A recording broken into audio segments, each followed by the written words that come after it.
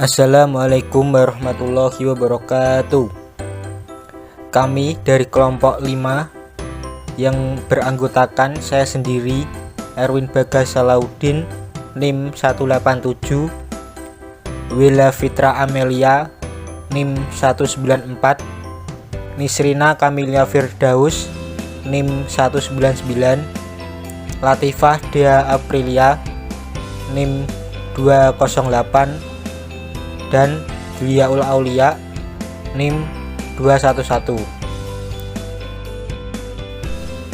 Di sini kami akan mempresentasikan tentang ilmu Quran hadis, yaitu muhkam wal mutasyabih. Peta konsepnya meliputi, yaitu yang pertama, pengertian muhkam dan mutasyabih. Yang kedua, pembagian muhkam dan mutasyabih. Yang ketiga, pendapat ulama tentang ilmu muhkam wal mutasyabih. Dan yang terakhir, hikmah ayat muhkam dan mutasyabih. Yang pertama, pengertian muhkam dan mutasyabih. Muhkam berasal dari kata ihkom, yang artinya kekukuhan, kesempurnaan, pencegahan, dan keseksamaan. Secara terminologi, muhkam berarti ayat-ayat yang jelas maknanya dan tidak memerlukan keterangan dari ayat-ayat yang lain. Al-muhkam adalah perkataan yang kokoh, rapi, indah, dan benar.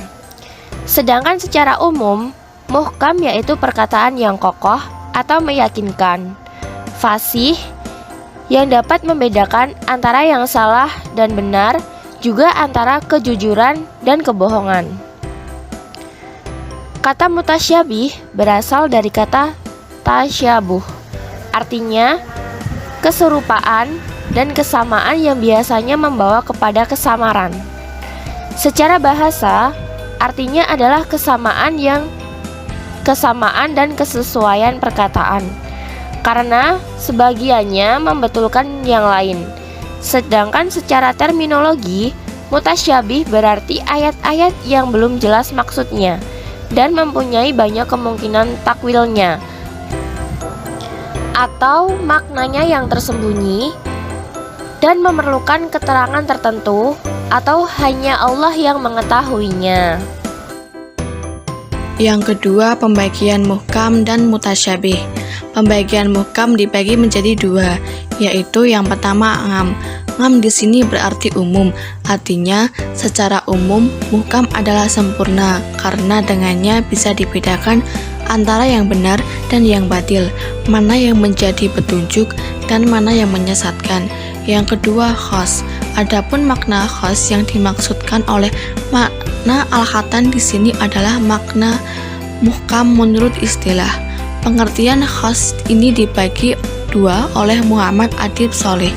Yang pertama, muhkam li zatihi, yaitu ayat-ayat yang tidak mungkin diganti atau dihapus sama sekali sejak pertama kali ayat tersebut diturunkan. Misalnya ayat yang menunjukkan tentang keesaan Allah. Yang kedua, muhkam li ghairihi, yaitu ayat yang tertutup kemungkinan dinasahnya dengan wafatnya Rasulullah Shallallahu Alaihi Wasallam. Contohnya adalah ayat-ayat tentang perintah, larangan, dan ayat-ayat hukum.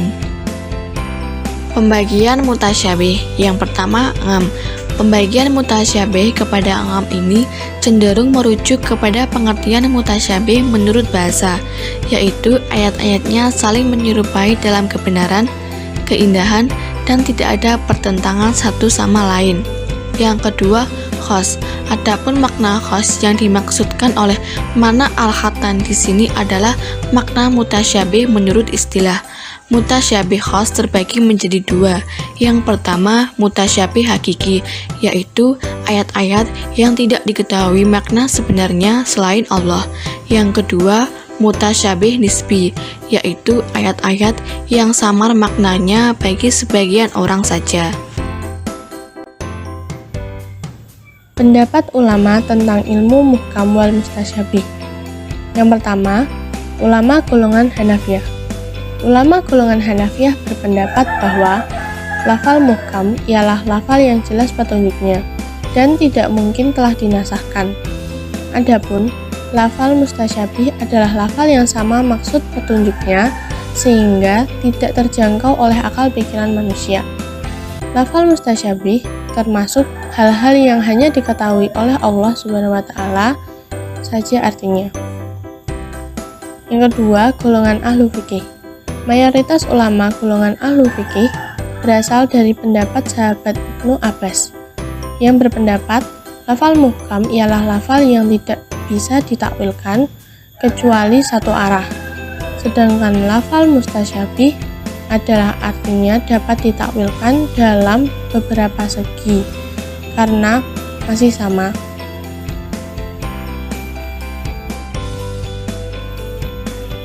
Yang selanjutnya, mazhab golongan salaf. Mazhab golongan salaf berpendapat bahwa mereka berusaha untuk mengimaninya dan menyerahkan makna serta pengertiannya hanya kepada Allah Subhanahu wa taala. Bagi kaum salaf, ayat-ayat mustasyabihat tidak perlu ditakwilkan karena yang mengetahui hakikatnya hanyalah Allah Subhanahu wa taala. Mereka hanya berusaha untuk mengimaninya. Yang terakhir, pendapat mazhab golongan khalaf. Seperti Imam Huramain mengatakan bahwa ayat-ayat mustasyabihat harus ditetapkan maknanya dengan pengertian yang sesuai dan sedekat mungkin dengan zatnya. Mereka mentakwil lafal istiwa atau bersemayam dengan maha berkuasa menciptakan sesuatu tanpa bersusah payah. Kalimat ja'a rabbuka atau kedatangan Allah dalam Quran surat Al-Fajr ayat 22 ditakwilkan dengan kedatangan perintahnya. Yang keempat yaitu hikmah ayat muhkam dan mutasyabih. Hikmah dari ayat muhkam yaitu untuk memudahkan manusia dalam mempelajari isi Al-Quran sehingga mudah dipahami dan tidak ada keraguan dalam mengamalkan ayat tersebut.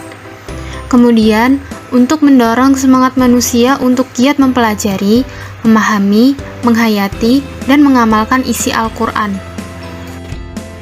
Lalu, hikmah dari ayat muhkam yaitu menjadikan manusia terhindar dari kebingungan dan kesulitan dalam mempelajari isi ajarannya. Dikarenakan ayat-ayat dengan sendirinya menjelaskan arti dan maksudnya, tidak perlu lagi menunggu penafsiran dan penjelasan dari ayat atau surat yang lain.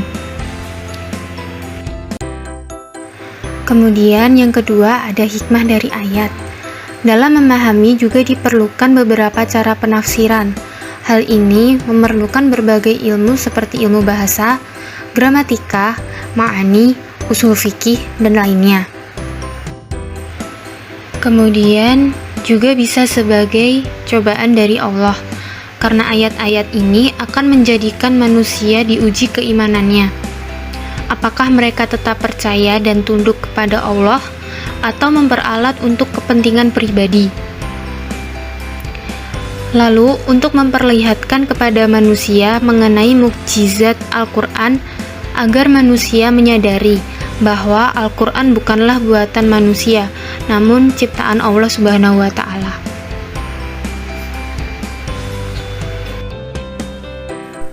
Baik, itu tadi presentasi dari kelompok kami mengenai muhkam wal mutasyabih.